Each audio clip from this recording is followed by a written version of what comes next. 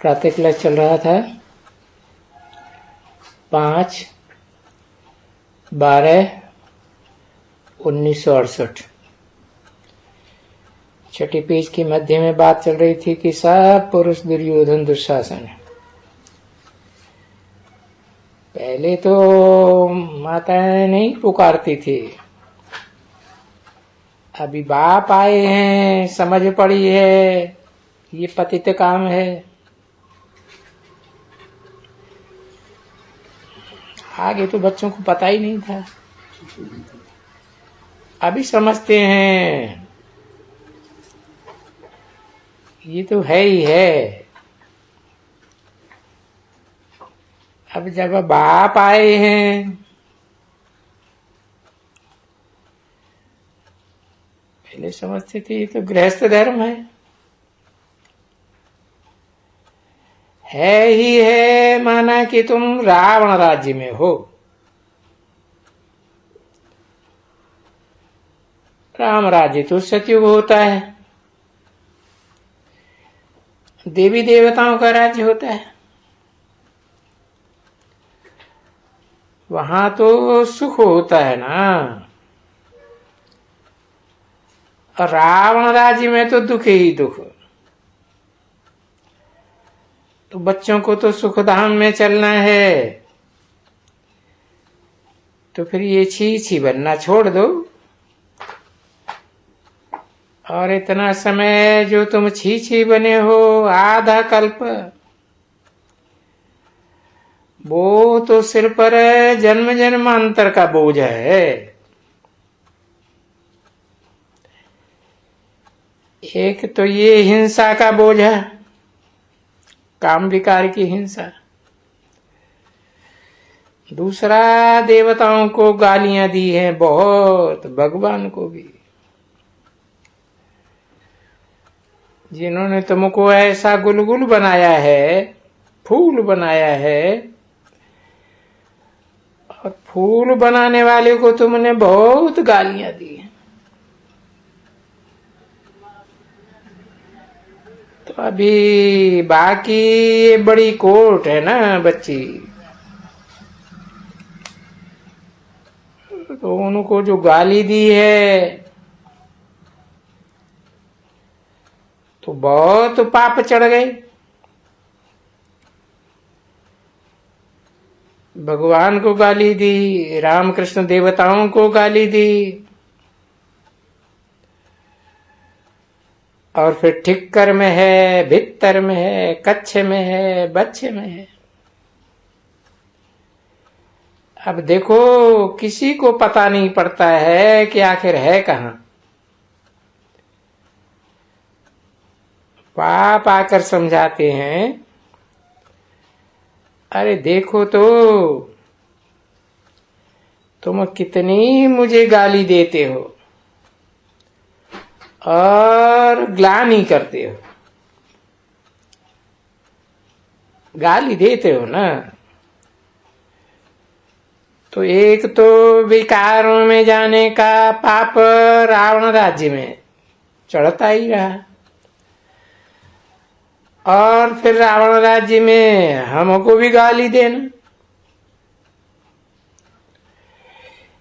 एक दो को तो आपस में गाली देते ही रहते हो, फिर मुझे भी गाली, और मालूम नहीं तुम किसको किसको गाली देते रहते हो। कण कण में, ठिक्कर भित्तर में, अरे अर्थ तो समझते ही नहीं हो। अभी भी सब कोई कहते हैं कि वो तो सर्वव्यापी है। जब तुम उनको बैठ करके समझाते हो, भाई ईश्वर सर्वव्यापी नहीं है, तो बोलते हैं ये कहां लिखा हुआ है। तुम कहते हो सर्वशास्त्र में श्रीमद् भगवत गीता, वो तो भगवान की गाई हुई है। तो वो भगवान ने तो लिखा है ना उसमें, वो कहेंगे कि सर्वव्यापी हूं, लिखा है। तो देखो बाप कहते हैं ना,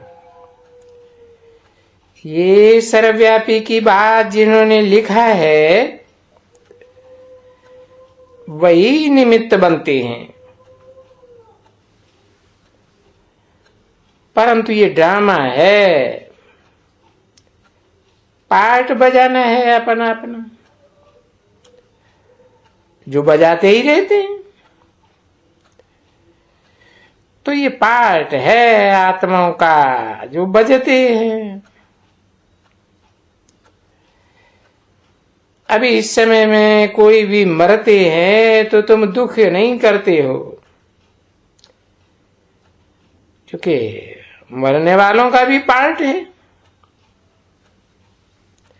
और ड्रामा में तो सबको मरना ही है, दूसरा जन्म लेना जरूर है। तो उनको पार्ट मिला हुआ है,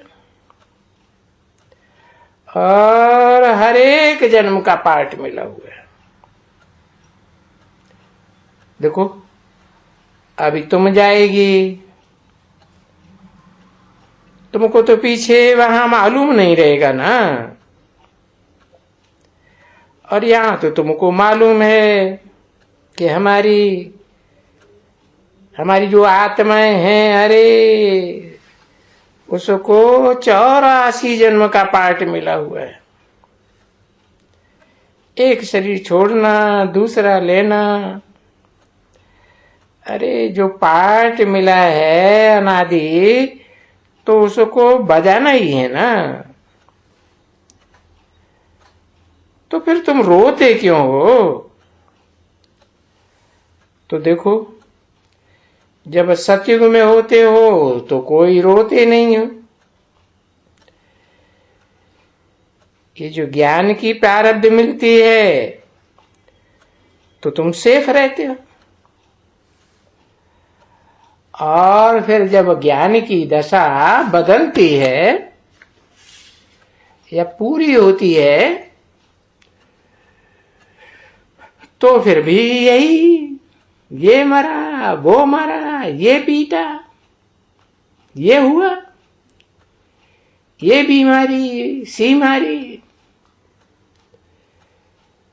तो ये देखो कितना पसारा हो जाता है। 5/12/1968 की प्रातः क्लास का 7वां पेज।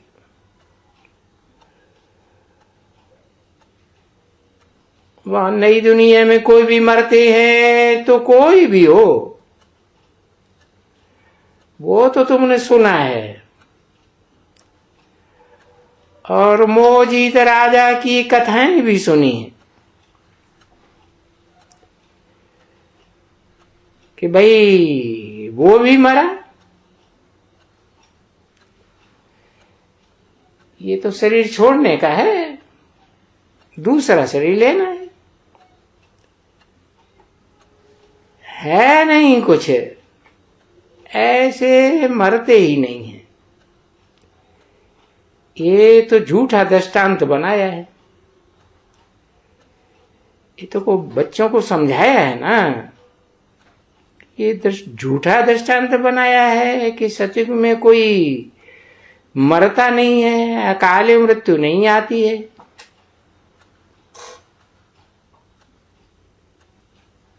कोई रोते नहीं है। बाकी ऐसे नहीं है कि कोई राजा के बच्चों को कोई शेर खा जाएगा, नहीं, वहां ऐसी बातें होती ही नहीं है। परंतु फिर बैठ करके बनाया है कि ऐसे पोता के मोहजीत हो बनो, और मोहजीत तो बापर मानने वाले हैं, और कोई थोड़े ही बना सकते हैं।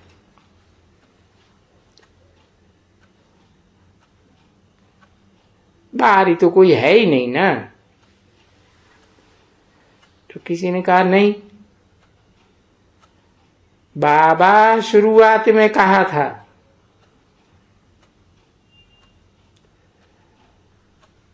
बहरी हो तो यहां नजदीक में आकर के बैठो। बाकी उनका बारिश बनना है ना बच्चे, तो तुम आकर के बहुत परमपिता परमात्मा के वारिस बनते हो, जो तुमको विश्व का मालिक बनाते हैं। अभी अपने अंदर से पूछो कि हम आत्मा परमपिता परमात्मा के बच्चे हैं। अगर नहीं है तो वो तो कहां न कहां गिर जाएंगे, फिर एकदम गंदी हो जाएंगी। तुमको कचरे में डाल देगा। तो बाप समझाने आए हैं, तो इसलिए तो कहां भी पढ़ाई और भी कहां भी नहीं पढ़नी चाहिए। वास्तव में ये तो छोटे छोटे बच्चे हैं, परंतु बाप तो समझाते हैं। ऐसे छोटे बच्चों को भी आजकल तो स्कूल में कभी नहीं भेजना चाहिए। इनको तो जैसे मुसलमान लोग होते थे ना, वो समझाया था कि आंखें बंद करके। तो ये जो बच्चे हैं ना, इनको तो कोई भी शिकल भी पतित की नहीं दिखानी चाहिए। जबकि तुम पावन बाप के बच्चे बनते हो ना, तो पतितों की शिकल भी नहीं देखनी चाहिए। परंतु क्या करेंगे, इकट्ठे रहते हो ना, तो इसलिए बाबा समझाते हैं कि समझो कि हम संगम युग पर हैं, हम कोई कलह युग में नहीं है। हम संगम युग पर हैं और बाबा को याद करते हैं। भले औरों को देखते हैं, क्योंकि आंखें तो है ना, देखते हैं गोया हम नहीं देखते हैं, देखते हुए नहीं देखते। तो इसको कहा जाता है असली सन्यास, वैराग्य। ये दुनिया, जो भी पुरानी दुनिया है, जो भी पुराने मनुष्य जो भी हैं, उनको देखते हुए हम नहीं देखते। तो हम क्या देखते हैं? हम नई दुनिया देखते हैं और नए अपन को देवता बनने के लिए उन देवताओं को ही देखते हैं। हम नए संबंधों को देखते हैं, पुराने संबंधों को देखते हुए नहीं देखते। हम इस जन्म में देखते ही नहीं, क्योंकि ये वंडरफुल जन्म है ना बच्ची। ये दुनिया को देखते हैं। देखो, ये आंखों से देखते हैं ना, परंतु बुद्धि की तीसरी आंख विवेक कहता है कि नहीं, ये तो जो भी कुछ देखते हैं वो सब मिट्टी ही मिट्टी देखते हैं। ये सब कुछ भस्म होने वाला है। इसलिए इन सब को छोड़, जैसे हम अकेले आए थे, जब सतो प्रधान थे, तभी यहां सतो प्रधान बन योग बल से फिर अकेले ही जाने का है। तो अकेले आत्मा जाती है, तो आए भी हैं, है तुमको आत्मा को परमात्मा बुलाने के लिए।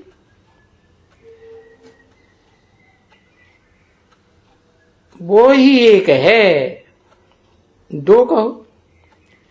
इस सारे चक्कर में वो जो है वो एक ही दफा बाप आते हैं,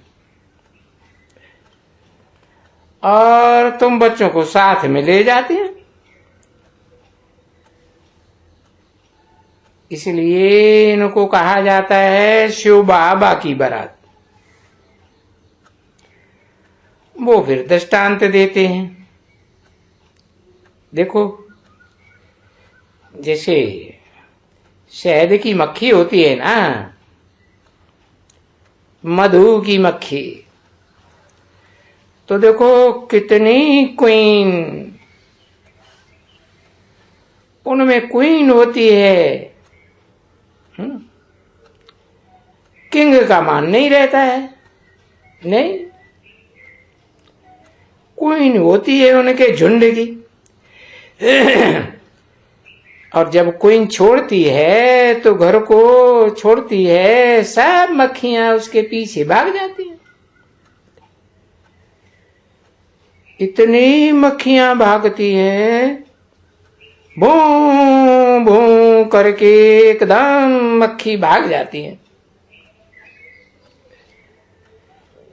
फिर वहां जहां जाकर के क्वीन बैठेगी,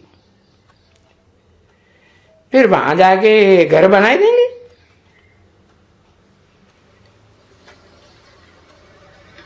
उनमें क्वीन को बहुत प्यार करते हैं। तो देखो, जानवरों में भी इतना प्यार है। कहां उनकी देखो बुद्धि कितनी अच्छी होती है, प्योरिटी से यूनिटी आती है। तो ये बड़ा वंडरफुल है। और देखो देती क्या है, मुट्ठी क्या देती है। अरे कितना वहां से लेकर के मधु तुमको देती है, और कितना वंडरफुल है ये मधु। तो ये भी तो मधु है ना बच्चे, मीठा ज्ञान है। और ये भी नाम है मधुबन। इसको मधुबन कहा जाता है, क्योंकि वो भी बेचारी, वो है तो मक्खी, जहर भी देती है, लगेगी तो जहर भी लगाई देगी, और फिर देती है शहद। तो ये भी बाप ऐसे है ना। और ये है फिर बाप शिव बाबा, और उनके ये हैं सभी बच्चे। फिर देते क्या है,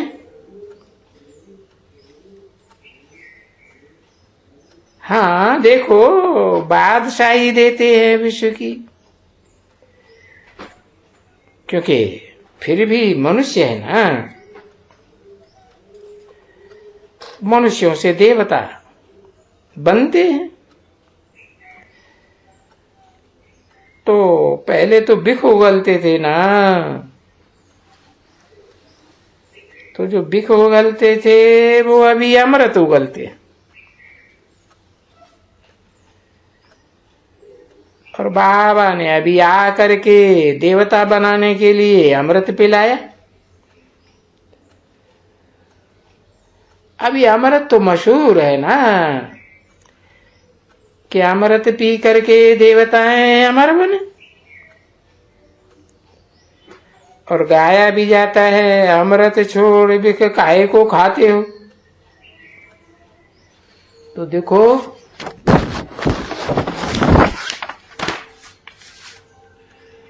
बिख के लिए कितनी धमाधम होती है इस दुनिया में, कितनी मारपीट चलती रहती है। 5/12/1968 की प्रातः क्लास का 8वां पेज। तुमको भी तुम देखा नहीं है, बिख वाले या कोई ने देखा होगा? बिख दो, नहीं तो हम छाती में गोली मार दें। बिख दो, नहीं तो हम जहर ले लेते। बिख दो, नहीं तो हम कूद पड़ते हैं कुएं में। समझे ना? बिख के लिए देखो ऐसे मस्त बन जाते हैं। और बच्चे जो सयाने हैं वो तो फिर वाह।